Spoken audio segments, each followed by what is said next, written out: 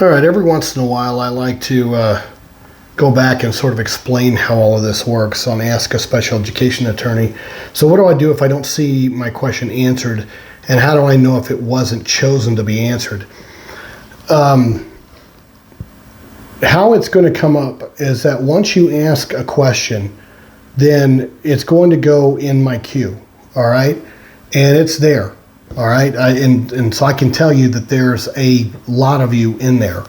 I and I can say I'm not going to give you the number that's in there because there's probably a good half of that it's unanswerable for a variety of reasons. And when I say unanswerable, meaning that it's an area of law I don't practice in, that parents or people are asking me questions that it just isn't in the area of practice that I'm in. So, they're sharing articles, and I don't accept all of them. Every once in a while, I will approve an article that because I'm the despot that runs the Ask a Special Edit. So it's and that's fine. But what I don't want is, this is a page, and it's called Ask a Special Education Attorney. It's not a support page. It is a page to gain knowledge specific to how to be a better advocate, how to be a knowledgeable advocate, how to be a better knowledgeable educator in this IEP process and the law of IDEA and 504. That's what this is intended to do. So when people share articles, I think that's great and I appreciate it. And I'm not discouraging anybody from doing it. But understand that, I have people do that and they say, well, what are your thoughts? Well, I appreciate you asking me what my thoughts are on particular issues when it comes to the disability, special needs community, potential changes in the law or practice. I mean, anybody who actually knows me knows that, how do you get my goat? How do you get me going? You talk about politics, religion. That's about it. That's politics and religion. I mean, I think that those are probably my two subjects of interest. I put away childish things years ago. I don't golf anymore. I've got a family. I've got this practice, and I'm passionate about it. I love politics, and I love discussing every taboo issue you can possibly imagine under the sun. It's just me. So does my wife. So, we both sort of made for each other. Just feel bad for my kids. Okay. So understand that every once in a while, I will just delete some of those articles that you're sharing with me, either because they're not really relevant, or maybe I've touched on it before. But that doesn't mean I discourage you from sharing them. All right. The other one is that if you're trying to sell stuff or you're trying to promote things, first of all, I don't always see them because I don't always probe everything immediately. And, so then when I go back and I go, oh, yeah, somebody put out a notice for, let's say, a training offered in this one community, and it's past that date, or I might not approve it at all because this page is open nationwide, and it isn't a localized page anymore to one particular state or one particular area of, let's say, Alabama. So, that's another thing is that, I get a lot of shares there. So, and then I try to go in order of when the question was asked, okay?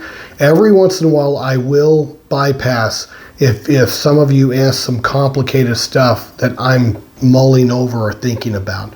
Sometimes I will go to the easier question while I'm thinking through your answer and how to answer it. So I appreciate your patience there. this is a process. And the other thing is I don't ask my other attorneys that work with me to do this. This is something I wanted to do. This is something I volunteered to do, and I don't demand or put demands on my team to have them answering questions for free. And most of them don't, it's not that they don't want to. I mean, they've jumped in and helped me on occasion, and I greatly appreciate it. But I think a lot of it is that they're under some illusion that people only want to hear from me, and not from them. So, and I don't believe that. I have an excellent team of attorneys that are passionate about this area and very knowledgeable as well. And I so greatly appreciate them and what they bring to the table for the families out there. I might force them to do it so that people get to know them as well.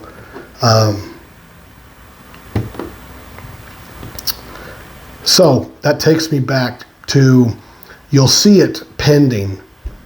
You'll be able to log in and you'll see that you have a question pending. Now, if your question's pending, that means that it hasn't been deleted by me. That means that I'm still considering answering it or considering what to do about it. If you log on and you see that your question's no longer pending, then I might have deleted it. Sometimes that might be by accident. I really do. I try to write everything down that I answer, but there have been times where I've made mistakes. I'm human. But please understand that because we did change our privacy policy, the other aspect that you need to keep in mind is that how I notify parents now is that I will send you a message.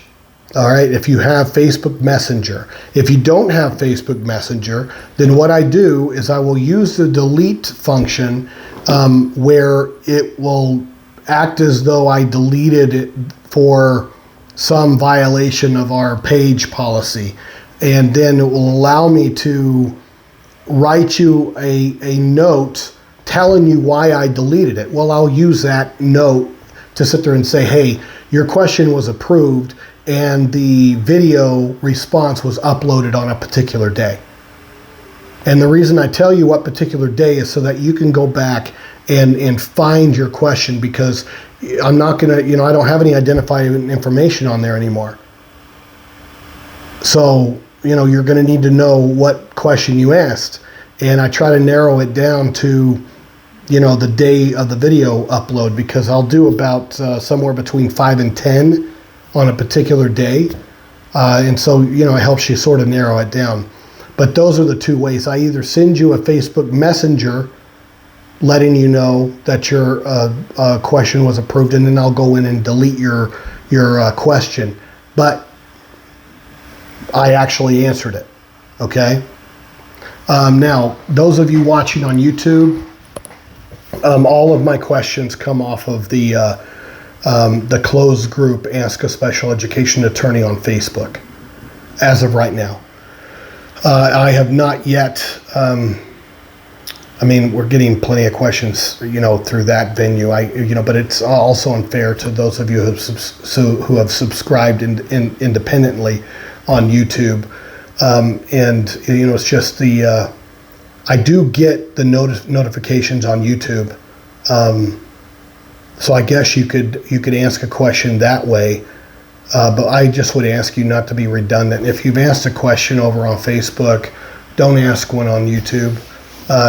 I'm not dumb. I can sort of line you guys up.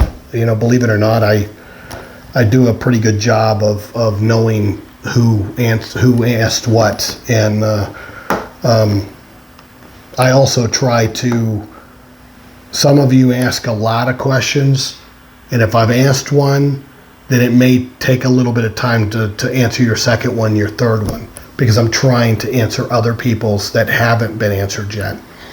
So I do appreciate all of your patience and your understanding in how all of this works, okay?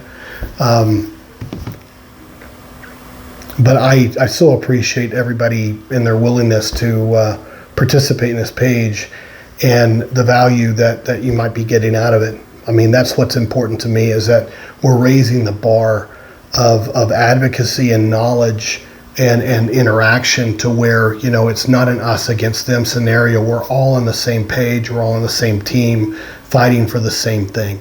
And that's our kids. Whether you're an educator or you're an advocate or you're a parent, doesn't matter. That's the whole purpose behind this page. Because I love being an attorney, I do.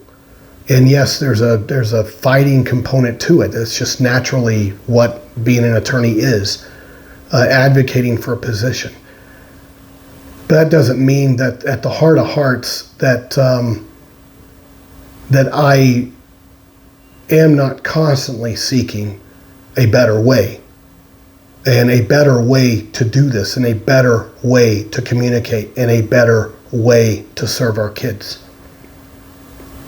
You know, so I've got this aspect of who I need to be, and then I've got this aspect that I want to partner with all of you in trying to figure out how to reinvent the wheel and make this better than it is.